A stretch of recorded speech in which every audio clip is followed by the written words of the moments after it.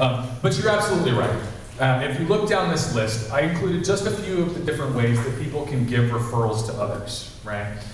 And I'm sure that maybe, well, let's use a little exercise. Can anybody think of a worse way to give a referral than the first one on this list? Tell your contact to look up your business partner on the internet or something? Okay, so worse other than just not doing it at all or talking negatively about your connection. Anybody think of a worse way? Yeah, not even tell that person that you're going to contact, and then suddenly this person contacts me. By the way, this guy told me to contact you. Oh, yeah, right. So just randomly giving a referral to the business guy without ever talking to your contact. Yeah, that would be worse. Thank you. That is worse. That is worse.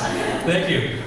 Yes, pre-arranging those types of connections is crucial, because if people don't expect it, it doesn't have any of the transfer of trust and credibility. Another one? If you make up another example, just make up one. Say, oh, I don't know what you want, but well, I remember in my Facebook contact there is a guy who seems to know everything. But I can't remember his name. Maybe beginning with J or Jonathan. Okay, maybe you can search about my Facebook contact to find this John or Jonathan guy. Right. Yeah, search through my Facebook friends for somebody whose name starts with J, because I think they know everything. Yeah, that would be pretty bad. So, some of the reasons that these methods work better than others is just exactly what John was saying.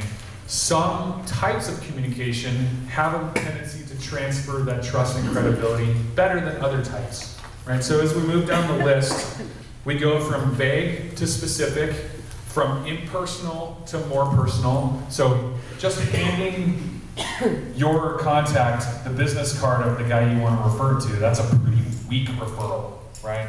Has anybody ever had that work? Yeah, no hands. That does not work.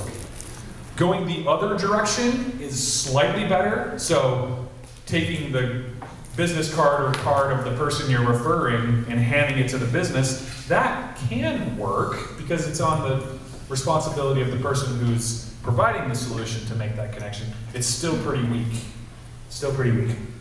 Now, as we move down the list, emailing your contact information about the person you're referring, that's about the same as handing them a business card. In fact, it's even less personal because it's an email, and something like 12% of emails are even read ever, right?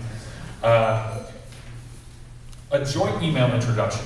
This one works pretty well, especially if you use strong language about your connection, edifying, and connecting both of them together with the information at once, setting some expectations about what's to happen next, right?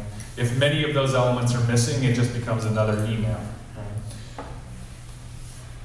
Like John was saying, a three-way phone conversation where you're sitting with the person you're going to refer and call up the other person. I want to make this connection for you. These are best if it's prearranged. If you're sitting with your contact and you call up the business person, that's usually okay. If you're sitting with the business person and you just make a blind call into your contact you're going to refer, that's less powerful because they're not expecting this connection to be made. John? I kind of coined the term on this last year. I call it Cobra referral marketing, like a cobra. And so what I set up with my power partners is they would call me. If I wasn't available, they would call me right back, and I knew if they called me a second time with the situation, they had somebody with them, they were referring to me. So we already pre-set that up for that phone call. So it was like the old thing, calling an 800 number and then hanging up and calling back to take that number on a Watts line. So I knew if they were calling me a second time, they had somebody with them that they were going to introduce to me on the phone. Interesting. Yeah, thank you, John. Yeah. And then probably the strongest way to transfer trust and credibility is a face-to-face handshake style introduction. And this is something that you want to make sure that everyone is aware is going to be happening. And it is also probably one of the hardest ways to do it because it's tough to get people physically in the same location. at the same time. But when you see a person and you can make your first impression based on their attire, their professionalism, their attitude, their expressions, it has a great sense of who that person is, and it makes them into a real person very fast, which has the effect of having a very strong transfer of the trust that I'm telling them I have for this person. Right? So that one's probably the most strong transfer. Also, sometimes it's tough to make that happen. Right? So, and then lastly, a very important part of the concept of receiving referrals is making sure that you're following up. Right? Now, obviously, when you receive a referral, you want to do your very best to service that referral and do a great job for them so that it doesn't have an impact on your reputation with the person who did that referral. The inverse of the situation we were describing. We want to take good care of our referrals so that the person that sent them our way will be more inclined to do it again. Right? But we also want to make sure that we take care of that referring relationship as well. So thank yous, a handwritten note, a little gift card, something that says, I really appreciate what you've done for me, and it's meaningful, right? It's great that you get referrals, but it's not required for people to get them. And so people really appreciate a little bit of gratitude and reaching out to make that gesture. On the flip side, when you've given a referral, it's often helpful to follow up with one or both of the parties that you've referred, to find out how it went, to check in, to see if there's anything you can do to facilitate that connection. Maybe they didn't quite connect right the first time, and you can help it along, or something along those lines. So referral follow-up is very important on either side of the fence. That's pretty much everything I had for today. I want to take a minute or two and open it up for questions if anybody has any. Martin. I haven't had this happen to me yet, to my knowledge. Someone that gives me a referral, say just hypothetically, someone gives me a referral, and I give the person back an email, what would you say? So they give you a referral via email saying, hey Martin, here's a guy that you should talk to. And then you're asking what your email should say? Yeah, obviously we all have different businesses here, correct? So what would be the roundabout way the professional way to send an email back? Well, the roundabout way is not the professional way. The direct way is the way that we can all use. Right. The direct way is to say thank you to the person that referred you. You can send an email back to both parties at once. Thank you, so-and-so, for connecting me with your friend, partner, associate, whatever. I will contact them, setting expectations, right, in some time frame. And then you can go on to speak to the other party about what those same expectations are. I will give you a call to talk about possibilities, or we can set up a time and we can meet and talk about your need and my solution, etc. That's what that should be. It should be a thank you and a here's the next step kind of a concept. It's kind of similar to the process that we have here, where we're sitting down, sharing a meal, and getting to know each other. I found what sometimes works for me is when I'm trying to connect to people and they're having trouble kind of getting together, I'll just say, let's get together for a lunch Thursday. And that's how you introduce the person you feel would provide your friend in service. So I often do referrals over a meal.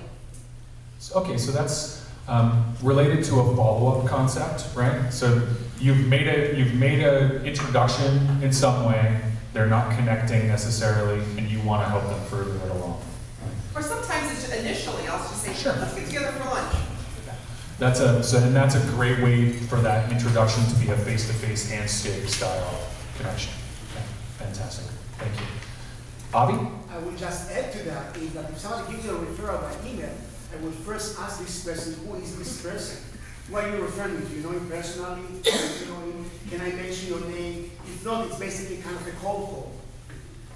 So if he's not introducing you, because the way I do referral, I usually make a phone call or send an email, copy both people, give a brief explanation of each of them, and say, feel free to communicate directly with each other.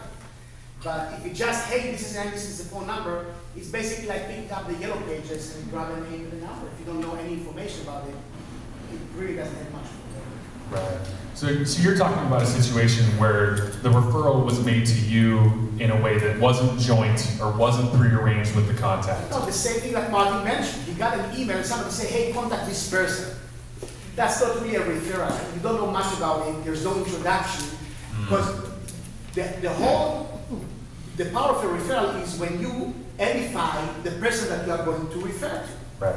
Right? So the potential client or whatever appreciates that connection. You transfer the trust from you to the person who is going to provide the service. If this is not in place, there is not really any respect from the prospect to the service provider.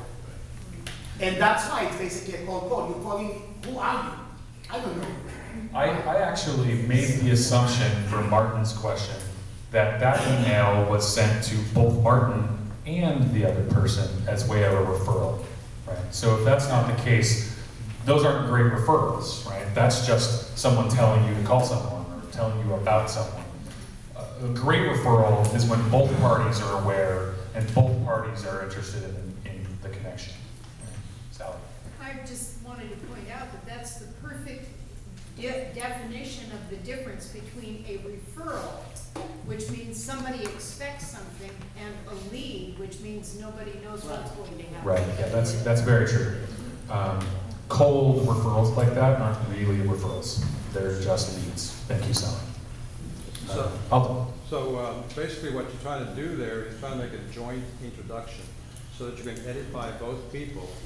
So when you refer the prospect to the service provider, that the prospect also knows that the service provider is in their ideal client profile. Yep, exactly.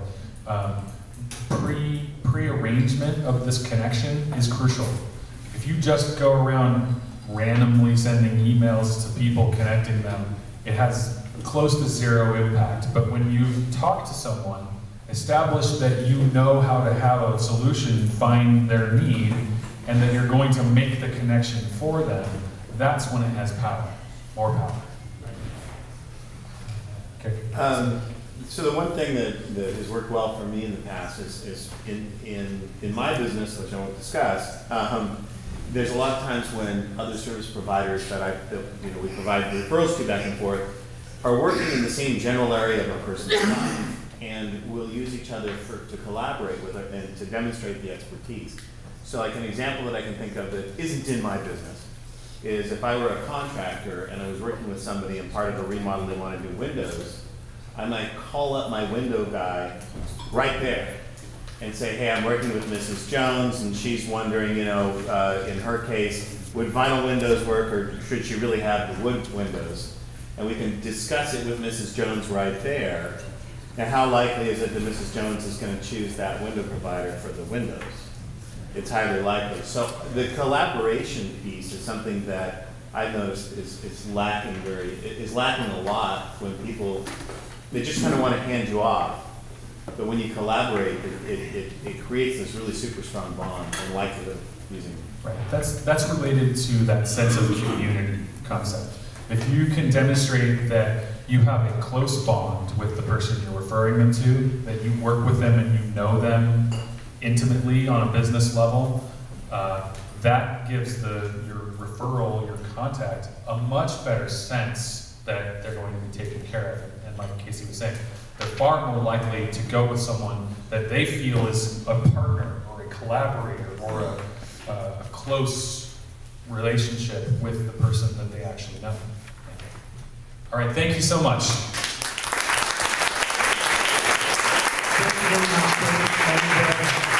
The only reason that we went kind of longer than usual is because it's an important subject for all of us. We are here all to help each other with referral, and this is something that many people don't know how to refer and do it the right way where it's very productive and efficient. So thanks for the presentation, Ken.